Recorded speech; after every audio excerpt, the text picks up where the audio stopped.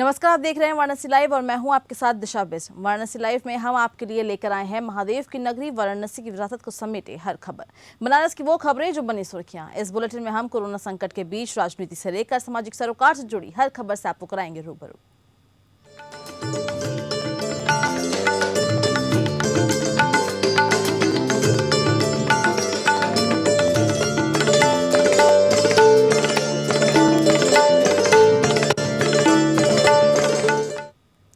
वाराणसी के नवनियुक्त कैंट क्षेत्राधिकारी अभिमन्यु मांगलिक ने पोस्टिंग के पहले दिन एक गैंगस्टर के घर की कुर्की की कार्रवाई की।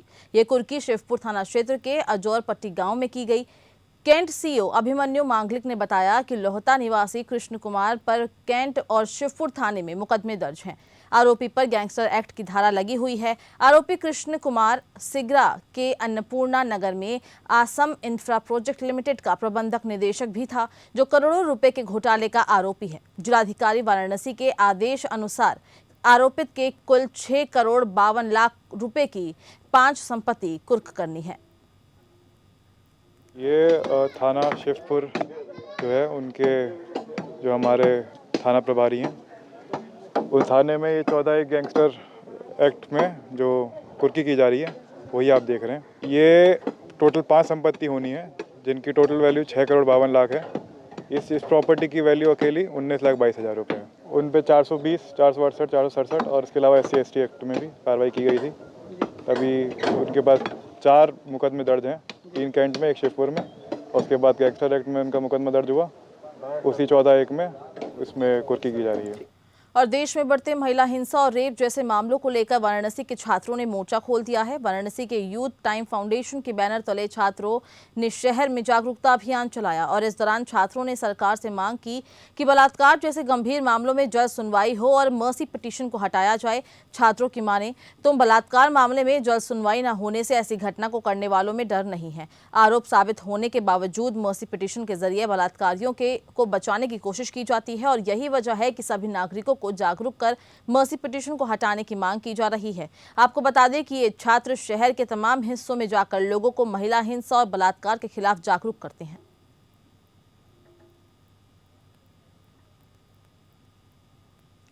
वहीं शिवपुरी स्थित काशीराम आवास में पेयजल की समस्या को लेकर क्षेत्रीय लोगों ने जिला मुख्यालय पर प्रदर्शन किया। प्रदर्शनकारियों ने बताया कि क्षेत्र में पेयजल आपूर्ति के लिए 2 बड़े ट्यूबवेल लगाए गए हैं, जिसमें से एक ट्यूबवेल को काफी पहले ही खराब हो चुका है, जबकि दूसरा ट्यूबवेल मशीन भी 10 दिन पहले जल गया है, जिसके कारण क्षेत्रवासियों को काफी दूर से पानी ढोना पड़ता है। इसके लिए कई बार संबंधित अधिकारियों को लिखित सूचित भी किया जा चुका है, मगर हर जगह से सिर्फ आश्वासन मिल रहा है। नगरवासियों ने ये भी बताया है कि सड़कें पूरी तरह से क्षतिग्रस्त हो गई है और बिजली विभाग के लाइनमैन द्वारा अवैध धन उगाही भी की जाती है।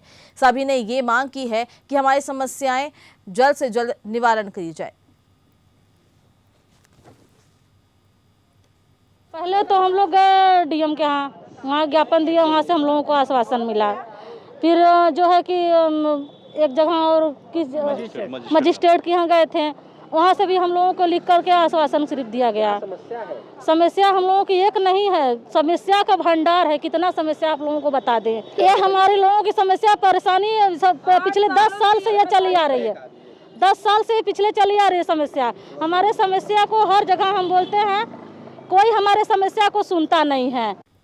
वहीं फुलवारिया फोन लेन निर्माण में आ रही बाधा को दूर करने के लिए जिला प्रशासन ने कमर कसते हुए घोसियाना इलाके के मकानों को खाली करने के लिए प्रशासनिक दस्ते और पुलिस फोर्स के साथ कड़ाई से कार्रवाई की है और इस दौरान इलाके में चिन्हित किए गए 55 घर के लोगों के घरों को खाली कराया गया है।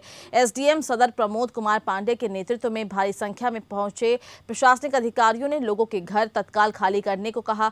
SDM सदर प्रमोद कुमार पांडे ने बताया कि चिन्हित 55 घर को काफी पहले से ही कई बार नोटिस दिया जा चुका है, जिसने 8 लोगों ने घर खाली कर दिया है और मुआवजा ले चुके हैं। बाकी लोग घर खाली करने को तैयार नहीं थे, जबकि बदले में उनको पूरा मुआवजे के साथ ही DM द्वारा चलाए जा रहे आसरा योजना के तहत एक घर दिए जाने की घोषणा भी की गई है। उन्होंने बताया कि कार्रवाई में किसी ने विरोध नहीं किया, साथ ही जिन लोगों ने मुआवजा और आवास के लिए फॉर्म नहीं भरा था, मौके पर ही भरवाया गया और जब तक सभी 55 मकानों को कब्जे में नहीं दिया जाता है, तब तक टीम अनवरत यहीं रहेगी।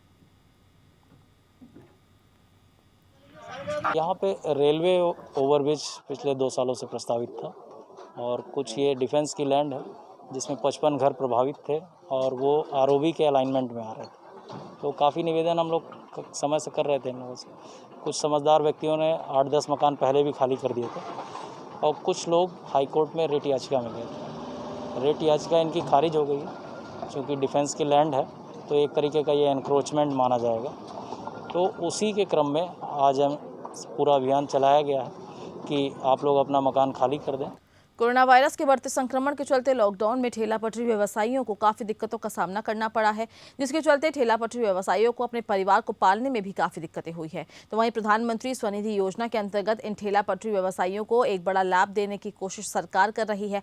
प्रधानमंत्री के संसदीय क्षेत्र वाराणसी में प्रधानमंत्री स्वनिधि योजना के अंतर्गत ठेला पटरी व्यवसायियों के व्यवसाय विस्तार के लिए 10,000 रुपए का लोन प्रदान करने के लिए ज्यादा से ज्यादा आवेदन कराए गए हैं, जिसमें उत्तर प्रदेश के वेंडर्स के आवेदन और लोन सेक्शन कराने में वाराणसी प्रथम स्थान पर है।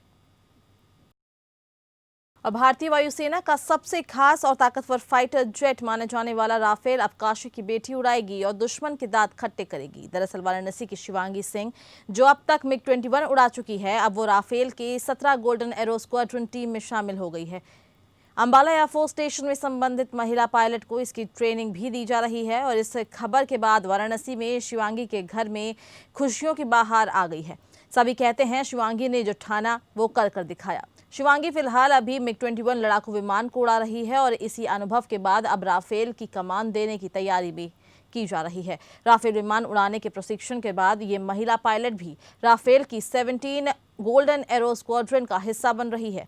यही स्क्वाड्रन अंबाला एयरफोर्स स्टेशन में राफेल विमानों को संभालती है।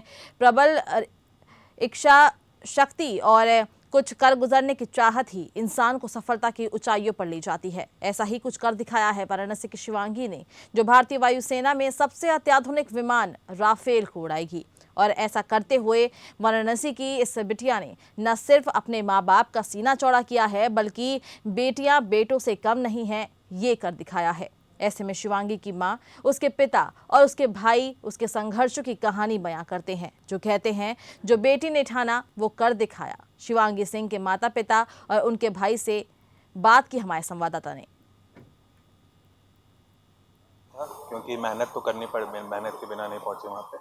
और उसके बाद वो हमेशा से ब्रिलियंट स्टूडेंट ही रही है, तो हमेशा मतलब पढ़ाई लिखाई सब में अच्छी रही है। उसके बाद स्पोर्ट्स में भी उसका मन था, तो हमेशा से वो फर्स्ट आई है। उसके बाद अवार्ड मिला है, उसके बाद वो एफकेट में गई है। बाकी उसका एयरफोर्स में मन था, उसमें गई है और अब उसे मौका मिलते जा रहा है। वो मौके का सही उपयोग करके अपने आप को और ऊपर पहुँचाएगी। उसकी प्रेरणा थी, मेहनत हम लोगों ने किया। बाकी तो गर्व की बात है, यूपी की पहली राइफल उड़ाने जा रही है लड़की, और तो बाकी सब ठीक है। उसके फौजी नाना थे, उसको दिल्ली एयरवेज लेकर देखने के लिए। उसके बाद उसका जो है माइंड चेंज हुआ कि हम भी जो है कुछ करके दिखाएं। वो मेहनत करती गई, बाकी सपोर्ट हम लोग करते। आपसे क्या कर संघर्ष तो जीवन में किसी का भी खत्म नहीं होता अंत तक। वो संघर्ष कर रही है, देश के को बचाने के लिए अपनी सीमा पे तैनात रहेगी, तो अपने देश को सभी मुसीबतों से बचाएगी। और क्या, बचपन तो उसका बहुत अच्छा था, उसको कोई चीज़ की कमी नहीं हुई। उसके बाप ने जो भी इसका डिमांड था सब पूरा करते गए। पढ़ाई भी जो भी करना था वो भी किए। स्पोर्ट्स में वो इंटरेस्ट लेती थी, स्पोर्ट्स में भी जाने दिए, क्योंकि वो नेशनल लेवल तक गई है बास्केटबॉल में और जेवलिन थ्रो में।